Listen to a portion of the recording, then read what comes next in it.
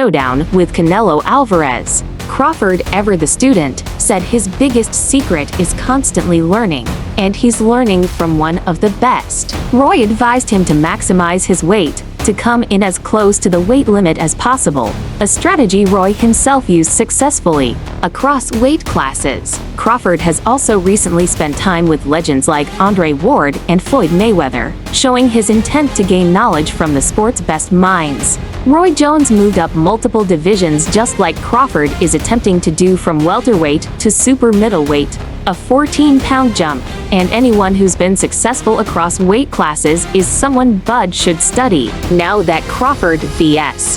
Canelo looks like a done deal, people are divided, but I think it's great for boxing.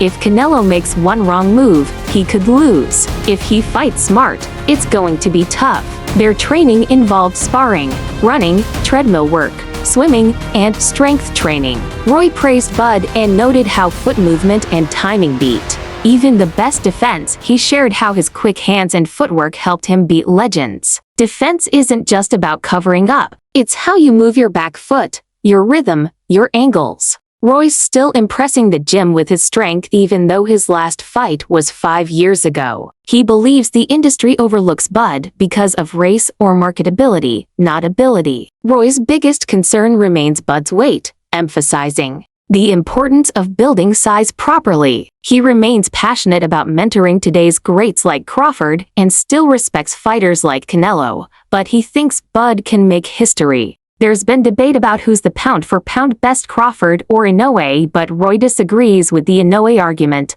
pointing out that Inoue lost when he first moved up in weight, while Crawford has been flawless across 3 divisions. Bud even won a title at 168, the same division where Canelo reigns. Roy himself climbed from middleweight to heavyweight, winning titles across the board, which is why his advice holds weight as Crawford eyes this leap. He believes Bud has a chance if he fights the right fight and avoids Canelo's power. During their sessions, Roy stressed how dangerous Canelo's punches are and explained that if Canelo can't hurt Bud, he can't disrupt his rhythm or fight plan, and that spells trouble for Canelo. The conversation about Bud possibly fighting Boots Ennis instead comes up too, but Bud has nothing to prove at 147 anymore. He's in a different class. If he imposes his technique and avoids big shots, he could score an upset. While Crawford vs. Canelo remains a dream for many, Canelo is also eyeing opponents like William Skull. Roy previously saw David Benavidez and Bud as fighters who could beat Canelo,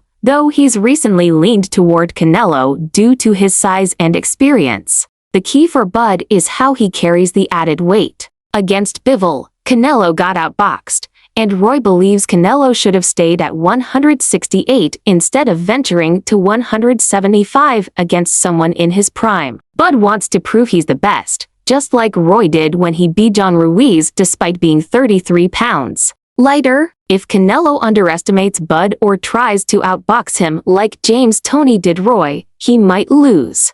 Bud wants to make history, and this fight is his opportunity. Even if it's risky, it's the kind of challenge that defines greatness. Bud won't just show up for a paycheck, he'll try to win. He's a mix of Mayweather's slickness and his own grit. If he can absorb shots at 168, he has a good chance. As Canelo prepares for future opponents, Bud continues to chase the biggest fight of his career. Boxing experts are split. Some say Crawford stands no chance because of size, but Tim Bradley, a former champ who beat Manny Pacquiao, believes otherwise. Bradley sees Canelo as declining and thinks Bud will win handily. He highlights that Canelo could beat Canelo, though he's recently leaned toward Canelo due to his size and experience. The key for Bud hasn't knocked out anyone since 2021, and that Crawford's defense and speed give him the edge. The fight may be dangerous, but Bradley points to other matchups like Usyk vs. Fury to argue that size isn't everything. Canelo is the same height as Crawford and started at 147 too. Bradley believes great fighters figure it out.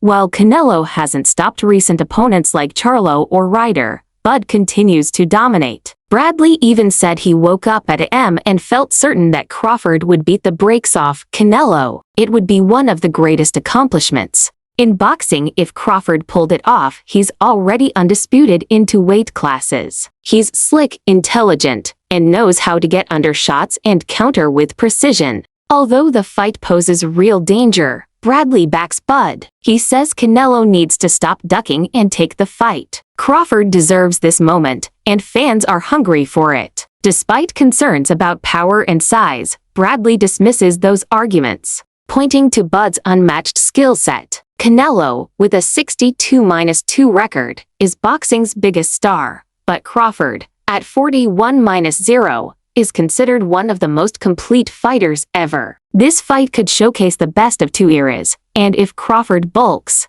up correctly, he could shock the world.